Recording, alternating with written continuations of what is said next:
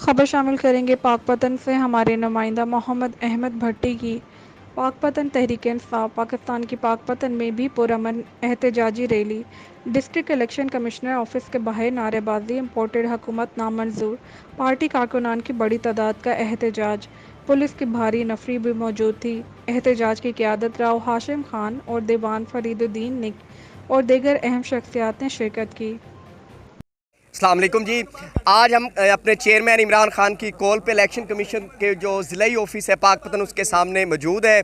ہمارے جو پاک پتن تحریک انصاف کے جو ورکرز ہیں ان کا یہی کہنا ہے کہ جو یہ امپورٹڈ حکومت ہے ہم اس کو منظور نہیں کرتے ہیں، اور جو الیکشن کمیشن کا غیر جانبدار رویہ ہے جس میں لوٹے عیاں ہیں، میڈیا پہ ہر جگہ پارلیمنٹ میں وہ سب کے سامنے ہے، لیکن الیکشن کمیشن کا ان کے خلاف ایکشن نہ لینا یہ سوالیہ نشان ہے۔ تو آج ہمارا یہی مقصد ہے الیکشن کمیشن آنے کا کہ ان لوٹوں کے خلاف ایکشن لیا جائے۔ ہم انشاءاللہ اپنے قائد راؤ عمر ہاشم خان کی قیادت میں بالکل اکٹھے ہیں اور الیکشن کمیشن کے باہر ہیں۔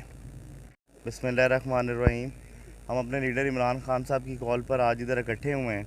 ہمارا ادھر اکٹھے ہونے کا مقصد یہ ہے کہ الیکشن کمیشن کو ایک پرامن پیغام پہنچانا ہے کہ یہ جو لوٹے ہیں ان کا فیصلہ جو ہے آپ آئین کے تحت جلدی سے جلدی کریں، اور جو یہ ٹوٹ پھوٹ کا شکار یہ حکومت بنی ہے مکس اچار پارٹی، انہوں نے جو بولیاں لگائی ہیں اس کے بارے میں اس کا فیصلہ جو ہے جلد سے جلد کیا جائے۔ شکریہ۔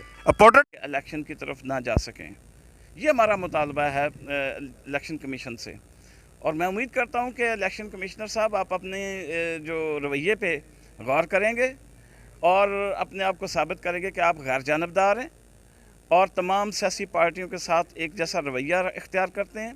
تو اس کے لیے یہ آپ فوری طور پر ان کی رکنیت منسوخ کریں، بصورت دیگر آپ ریزائن کریں اور اپنے گھر جائیں۔ یہ جو موجودہ گورنمنٹ